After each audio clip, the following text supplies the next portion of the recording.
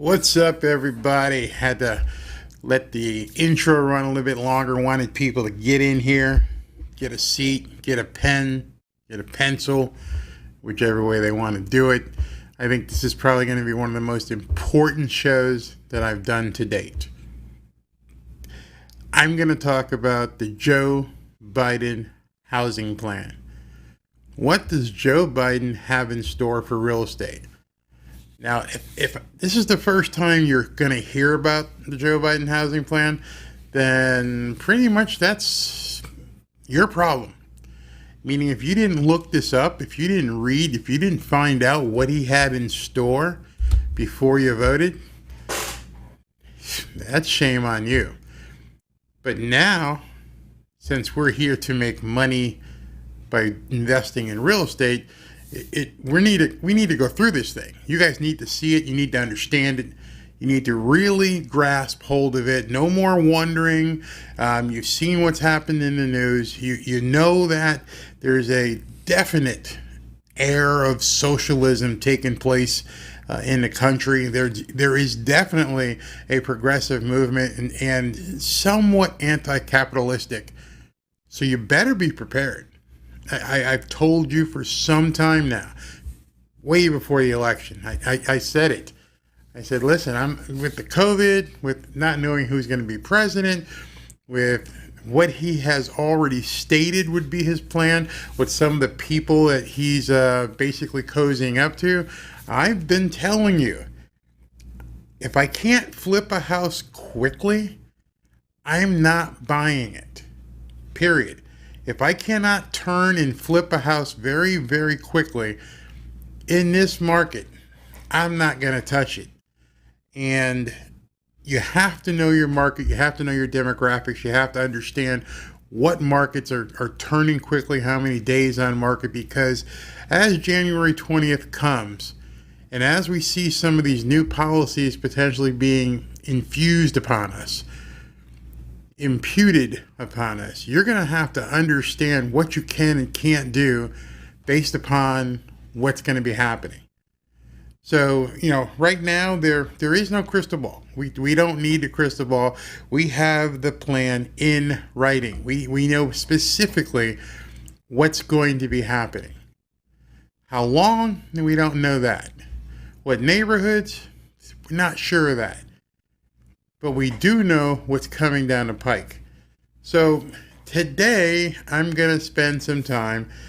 Come on in, relax, kick your feet up, take notes, do whatever you need to do. But I'm going to go through the Joe Biden housing plan with you right now. And in case you're here and you're saying, well, who the hell is this guy? I'm Barry Cunningham. I've been a real estate investor for 25 plus years. I've been involved in 1,000 plus transactions. And right now I'm also looking at doing some development, which we're going to get into as well, and how things affect that. So this may be a long show. I've got a drink here, so I'm just going to jump into it. And before I jump into it, let me just say, this is not a political show, not a political rant. Doesn't matter if you're Republican, doesn't matter if you're Democrat, doesn't matter if you're gay, doesn't matter if you're straight, doesn't matter if you're a man, doesn't matter if you're a woman or whatever other gender, doesn't matter. We need to figure out how we are going to make money moving forward with all the variables and impediments that are in front of us. We can do it. I'm completely confident in the ability to prosper in 2021 and beyond, regardless of what they're doing. You just have to learn how to adapt and play the cards that you're being dealt. Cards that are being dealt with Joe Biden are different than the cards that were dealt with Donald Trump.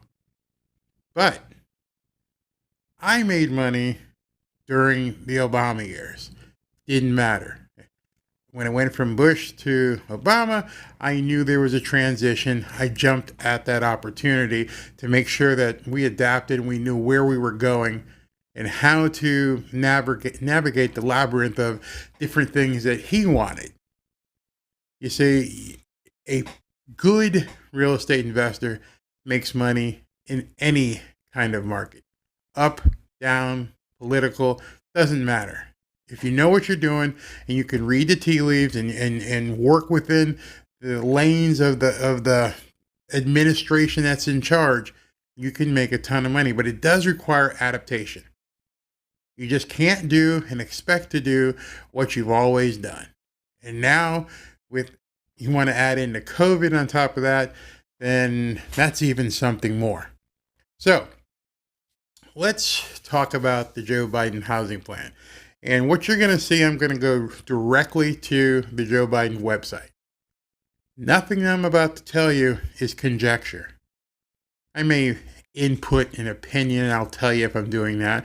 But we're going to go slowly through this website, and we're going to talk about this plan so you understand it and you can read it. That's if you can find it. So let's get to it, all right? So here is the Joe Biden housing plan and what he plans on doing. And so I'm going to blow this up so you can see it. I'm going to put my big head there. Boom, there I am right there.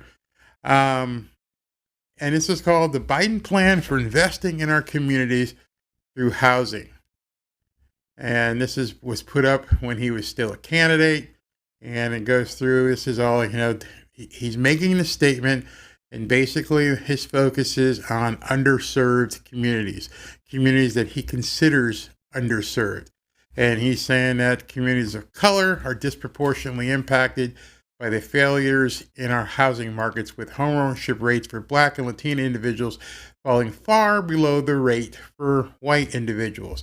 Now, I've never looked at homeownership as a Black-white issue.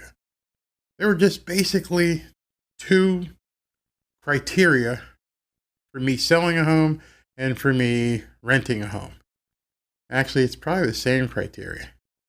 What kind of person are you, and can you afford to do this? Now, if you were buying the home, I didn't care what kind of person you are. If you had a mortgage or you had cash, you were in. You would get someplace to live. If you were renting, I would have to check some different things, but it's a lot different when you're selling to somebody. Captain Obvious statement.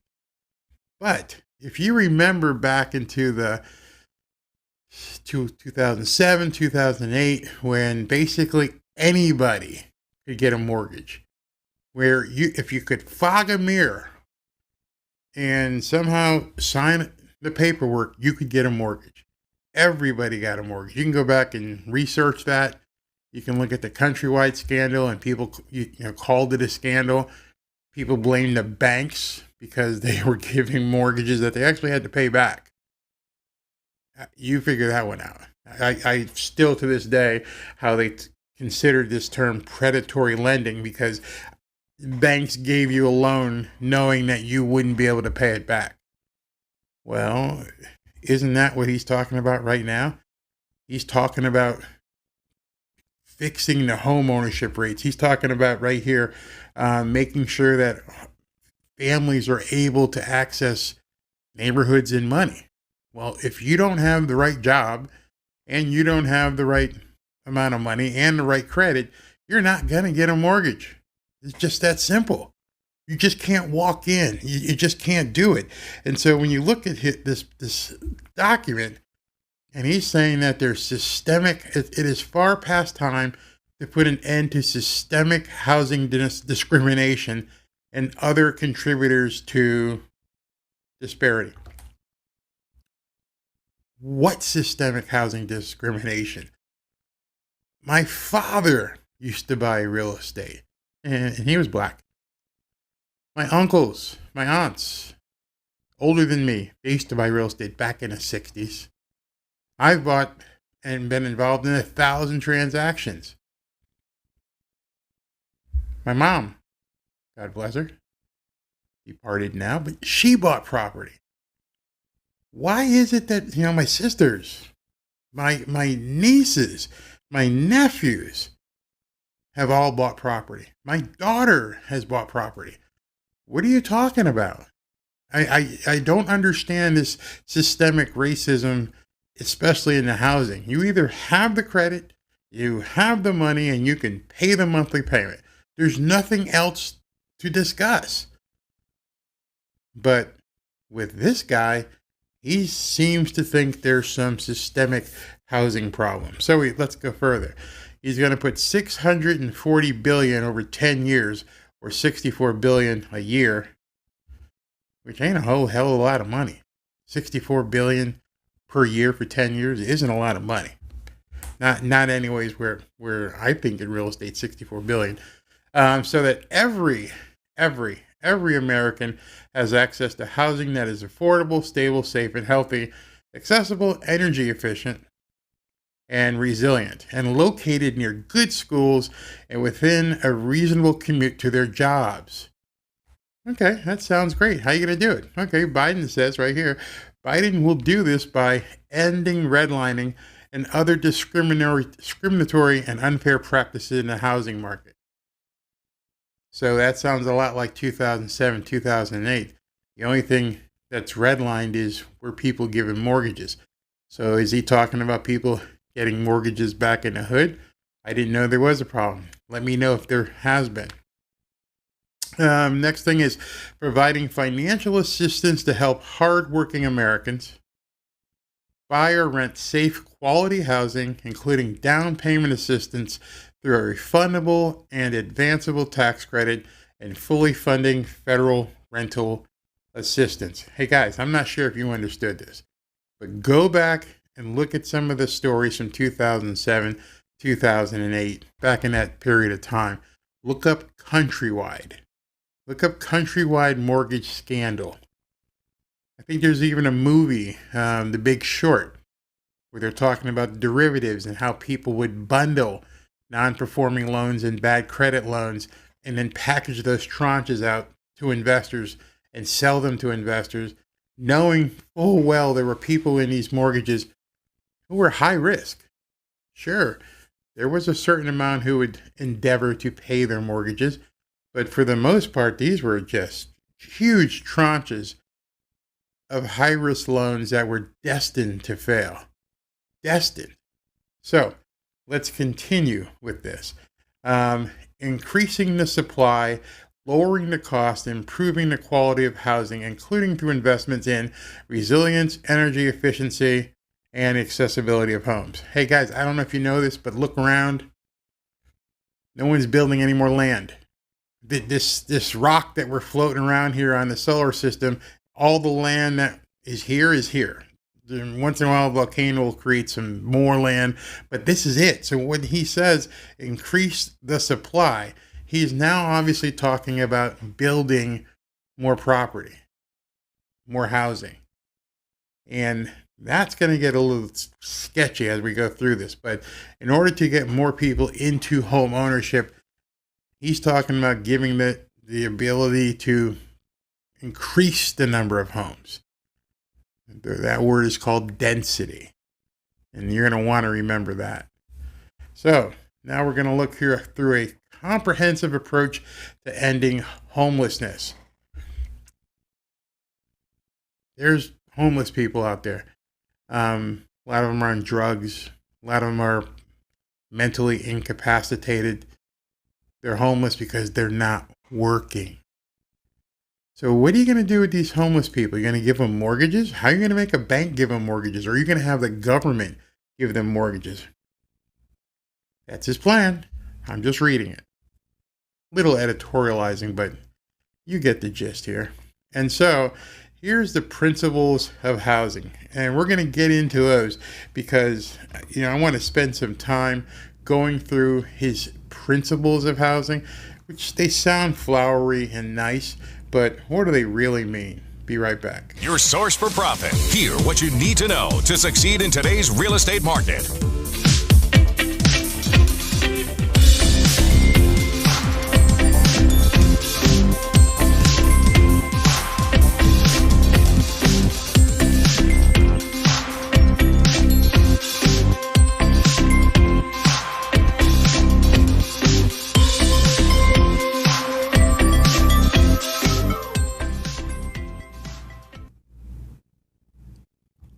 So let's get into what Joe Biden's, what's he calling it here, his principles of housing. So a house or housing has to be affordable, taking up no more than 30% of income so they have money left over to meet other needs. So he wants to lower the debt to income ratio, meaning that people don't have to spend as much of their income on their mortgage, which sounds great. There's nothing wrong with that, except if they don't have the income, there's only one way to reduce the amount that they spend on housing, and that's make the housing basically cheap and low income. There's no way that someone who's only making $30,000 a year can afford a $500,000 house. It's just not going to happen. So we're talking about building, bunches of houses in certain areas that they can afford. I don't know. It doesn't make any sense. Next thing is stability. Stable, providing families with the consistency they need to maintain jobs, perform well, and yada, yada, yada. Whatever. Safe and healthy, accessible, energy efficient, and resilient. Reducing our greenhouse gas emissions and withstanding the impacts of climate change. So what he wants to do is basically build smart houses that fall under that climate change stuff, or retrofit, as we've been told, existing homes for low-income housing. Guys, that's going to cost a crap load of money and probably make things not affordable unless you're able to provide it at a cheap price, and those two things are not congruent. If you're going to have to retrofit a house and put new windows and new AC and all this kind of stuff in it to make sure it's, climate aware, how are you going to sell it at a price that these people can afford? Unless, of course, he's planning on giving massive subsidies. Then this one. Located near good schools with a reasonable commute to their jobs. Well, what makes a school not good? I know, I can raise my hand. My parents put me through private school, and I was blessed that they did it. But the reason why private schools are what they are is because they got the best teachers. How are you going to improve the schooling in these neighborhoods if you don't have good teachers? These teachers are running around right now, and excuse me, this is an editorial. These teachers are running around right now complaining about having to go to work, not making enough money, working 9 months out of the year. Now you're complaining about not making enough money, and you're teaching virtually. I'm doing that. I'm doing that right now. And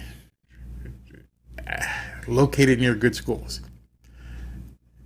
Look up the schools in these affordable areas and see what kind of rankings they have, and then figure out why is it they have these rankings. Well, one is going to be the quality of the student, another is the quality of the teaching. Until you get both those correct, you're never going to have good schools in some of these lesser areas. It's not going to happen. I got to turn on my light, okay, because it's starting getting dark out here, and so it's not going to happen. And you have to have the parents that want to instill education into these neighborhoods, into these kids. And then you have to have the teachers that are willing to, teach them. Love this one. Protect homeowners and renters from abusive lenders and landlords through a new homeowner renter bill of rights. Uh-oh. There you go. Abusive landlords out there, you abusive investors taking advantage of these people. If they can't pay their rent, what are you supposed to do? Well, I'm telling you what it's going to do. Check this out. The story from New York. I'm going to jump ahead right now. This is in the Real Deal. Read this and weep. The state Senate of New York is pushing a blanket eviction moratorium. Blanket, as it says here in the first paragraph. The New York State Senate is pushing a blanket moratorium on all residential evictions for an indefinite period, according to sources. Wow. So if you're renting a property to somebody, What are you going to do when they don't pay? And notice she said for an indefinite period of time. Then down here further in the article, it says this is a move to block all residential evictions. All. Now, you know why I'm telling you better jump into some Section 8 housing real quick and let the government write the checks? This is dangerous water we're treading in. This is going to be a tsunami of absolute insanity. These people don't want anyone to ever be evicted. They don't want anyone to ever have to be evicted. So in order for that to happen, landlords need to know going in, there's going to be a problem. I mean, we see it right here with the Biden plan. Abusive lenders and landlords. You're an abuser if you try to kick somebody out of their house. Your house. But still, And then it says here, this new Bill of Rights will prevent mortgage brokers from leading borrowers into loans that cost more than appropriate, prevent mortgage services from advancing a foreclosure when the homeowner is in the process of receiving a loan modification, and give homeowners a private right of action to seek financial redress, meaning they can sue the bank that violate these protections. So wait a second. So wait. Let's talk about that. So I'm going to give you a loan, let you go ahead and move into this house. Then I'm going to try and collect the mortgage payment every single month, which is then going to be said, I'm abusing you. Hey, John, you got this month's payment? No, man, I ain't got it.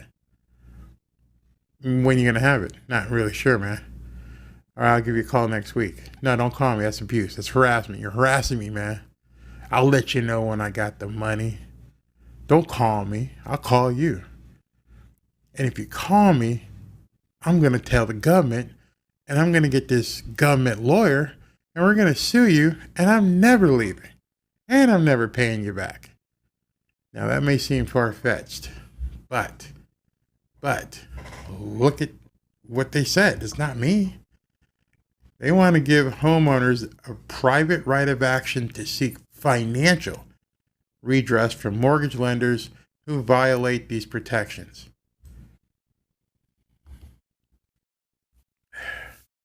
You're going to sue the bank because they tried to collect on the loan.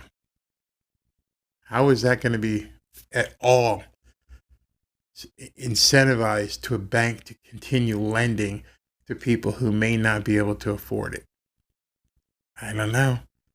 Now it gets better or worse depending on what side of the track you're on. Building on the Obama-Biden administration protecting tenants at Foreclosure Act, the Bill of Rights will also expand protection for renters. Here's where it gets good. For example, the Bill of Rights will include a law prohibiting landlords from discriminating against renters receiving federal housing benefits. This also will protect tenants from evictions. Housing evictions have become devastating and often stem from relatively small shortfalls in rent. Whoa. How about if we look at it from the landlord's perspective, that your small shortfall in rent is a small shortfall in my income? You see, I've rented this property to you for $1,000 a month, and your relatively small payment of $800 is $200 short.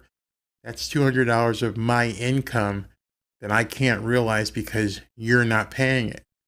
Now understand this as well.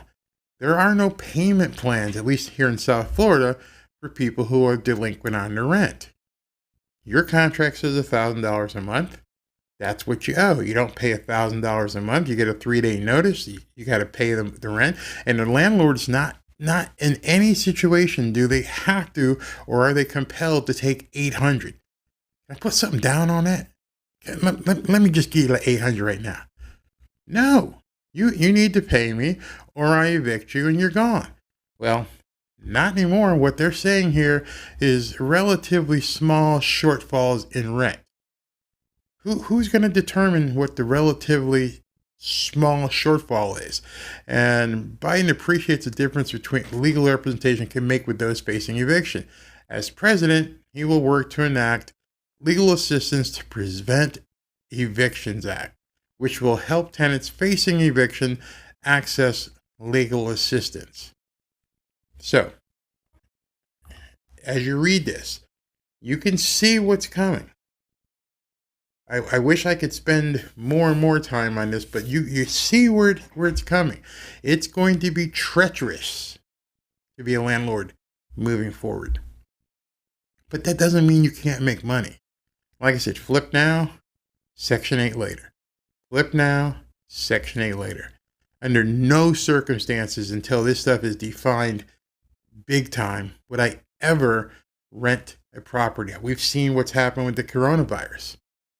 Would they step in and go, nope, not going to do it. You don't have to, you can't evict for months and months and months. The people you have a mortgage from aren't protected. On the first of the month, when you got to pay your mortgage payment, they don't want, hey, man, you know, I intended to pay this back, but this guy's not paying me rent. Okay, I don't want to hear it. Like, you owe me the money. And then you become part of the problem because he'll have to foreclose on you, and then he can't foreclose because of the COVID, and you can see what's going to happen. People with money aren't going to get involved. Why would you ever put your money at risk, knowing what's coming, knowing that this is what's on the table, that this is where they're talking about going? But you still make money. You just have to understand. Now, the big one. To me, this is absolutely scary. It's horrific. It's down here, and the plan is to eliminate, not modify, eliminate local and state housing regulations that perpetuate discrimination.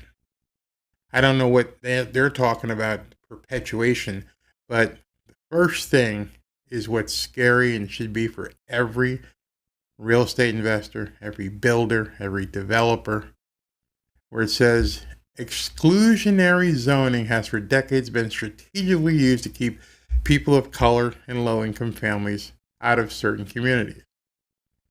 As president, Joe Biden will enact legislation, okay, here we go, requiring any state receiving federal dollars through the community development block grants to develop a strategy for inclusionary zoning. Okay, so what does that mean?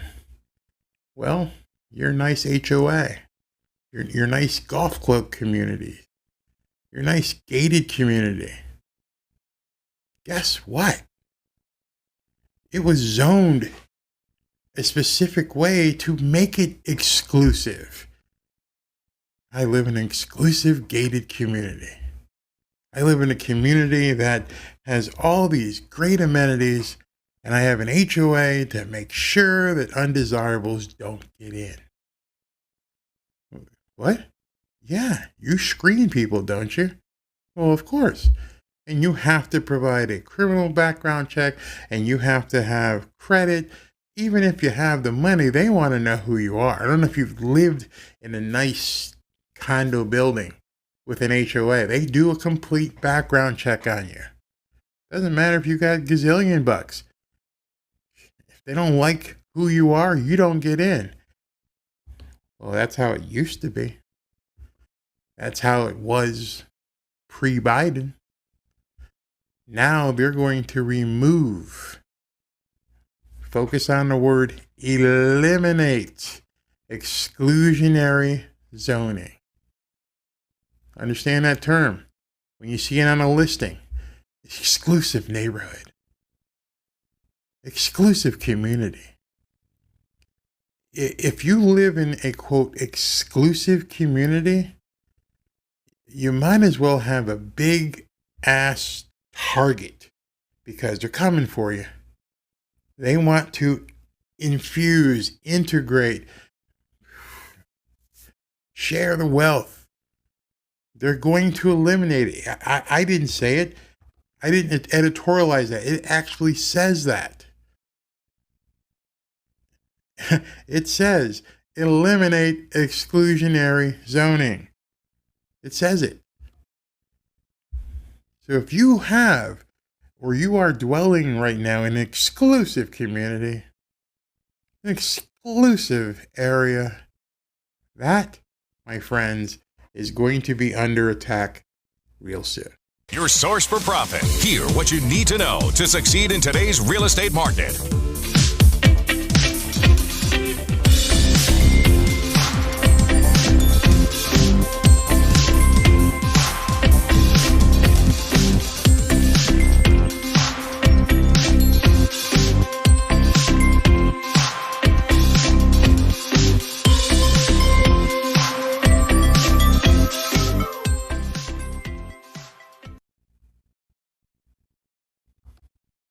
Scared yet?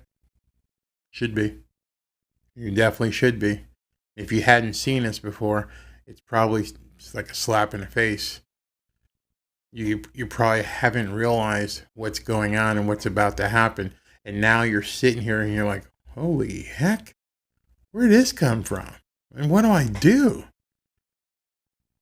You know, I like to get turnkey rentals. That's what I like to do myself. Not anymore.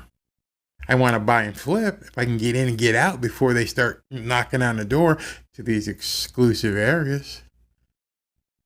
I mean, there's just no way that you're going to be able to work the way we have been in the last 10 years, whatever, if this stuff is actually put into effect. I mean, here's Forbes talking about his policies, and they just took his policies and put them down into granular, bite-sized level. And so, here, you know, they just said what we just said. They're going to create an affordable housing fund and help people move into exclusive areas. And here's right there. There you go. Every investor listening to this, you may not believe me. That's fine. You may not understand what I'm saying. You may think I'm taking it to a fear-mongering position, but I didn't write that. What I just showed you, I didn't write. What you hear in the news, I have nothing to do with. All I'm doing is listening. And what they're saying is they want to tear down real estate in the way that we have known it. So as an investor, hey, I got to make money the way I can make money and work with them, swim with the stream instead of swimming upstream. Hey, if I have to bear it, then so do you. Doesn't mean you can't make money. It just means that you have to do some different adaptations to do so. There's going to be a place for you to make money, and I'm going to go over that right now. So, one of the plans that he has is to extremely increase the amount of Section 8 availability. And it says right now, currently only 1 in 5 homes qualifies. Okay, here we go. Only 1 in 5 households receive assistance, with waiting times pushing 2 years in some places. Yeah, down here, some of them are 3 years. Some 2 million households receive Section 8 vouchers, but that's not enough to meet demand. So what's he going to do? He's going to give more vouchers. Expanding vouchers to all those eligible will need to be matched with a strong national measure, including a source of income as a protective class under housing law. You seeing this? Are you understand what they're doing? They're stripping away your ability to stop anybody from living in any home just because they don't make enough money. Hey, if I want to move into your 4,000 square foot house, hey, you can't stop me. The government tells me I can move where I want. Think I'm lying? As I said before, and here it is right here. Reducing exclusionary zoning policies which ban construction of multifamily homes would expand the home selection for families with vouchers. Okay, so let's talk about that. I shouldn't have said I'm going to get in your 4,000 square foot home and make you rent it to me. But instead, guys like me, developers, will now have no zoning policy that's going to prevent me from coming into your HOA and saying, you know what? I'm going to take that lot. I know it's an expensive lot, but I'm going to build a 20 unit building right here. And in this 20 unit building, I'm going to bring in affordable housing, and I'm going to make an entire building with Section 8 tenants. Good for me. Oh, it's going to suck for you. Think about that. With no zoning restrictions, with no exclusionary zoning restrictions, pick a neighborhood where you are and look around. Now I can go to a property. Okay, here's where the money stuff comes. You ready? I don't know if I should tell you this. I don't know if I should let you know. Okay, but here's a hint. So you see a nice neighborhood that has all these zoning rules. You can't do this, you can't do that. Well, you put a contract down on a house, and that contract, it might be a nice neighborhood for a $400,000 or $500,000 house, and you tear it down because that one house is just not efficient. I'm going to put up 10 units here. I'm going to put up 10 units on your one house lot. You can't stop me now because there's going to be no zoning that's going to stop me from putting up a multifamily in your neighborhood. Get in line for that, people. Now imagine walking into Boca, finding a neighborhood, and saying, hey, that's a nice house for $400,000 or $500,000. I think I can put 14 units. I just go up. What do you mean? You can't do that. Yeah, I can. I'm going to reduce exclusionary zoning policies, which ban construction of multifamily homes. Ha ha ha ha. Welcome to the neighborhood. I'm building some Section 8 rentals in your neighborhood, and there's nothing you can do about it. You don't think that's coming? You don't think that's coming? You didn't read the plan. You did not read Joe Biden's plan. Well, let's just go back to it. Okay, here I'm going to provide Section 8 housing vouchers to every eligible family. Every means your market's going to be huge. But where are we going to put all these people? Well, we're going to put these people in these neighborhoods because what we're going to do is we're going to eliminate, not reduce, modify. We're going to eliminate exclusionary zoning. Bingo, there's your moneymaker. Think I'm crazy, don't you? Not as crazy as the people who wrote this shit up. I'm not as crazy as the people who sat around a table and said, you know what? We need to be able to put people of color and low income into your neighborhood. We need to integrate this neighborhood. We need to degentrify it.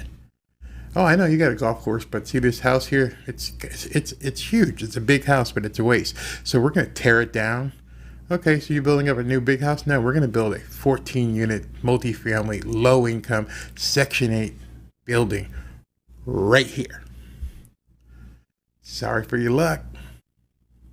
You voted for him. I didn't make up the rules, but I'm damn sure going to follow them. I'm damn sure going to make sure that I am in the front of that gravy train. When they're handing out checks to build these multifamily units, I'm going to be in that line. I'm going to be down in the opportunity zone. I'm going to be in your neighborhood looking for which house I can fit a 10, 6, 8, 12 unit building in. I'm going to be buying houses to put Section 8 tenants in because there's going to be a tremendous amount of people now who are going to get free money from the government, and the government's going to pay me. I'm going to flip where I can, but now the game has changed. The game has changed completely. And I don't think people are prepared for this. I think people are just completely out of their gourd, not understanding what's going to be happening. It's shockingly opportunistic. You see, I'm smiling because I know I make money in any market under any political administration. You just got to play by their rules. Some people are going to bitch about this. Some people are going to be like, oh my God, he's going to be doing all. Hey, this guy might be the president. He may be the president on January 20th. And if you don't know what he's got planned, if you haven't read through this, if you don't understand that this is what's coming, if you don't understand, even the Florida realtors are talking about it.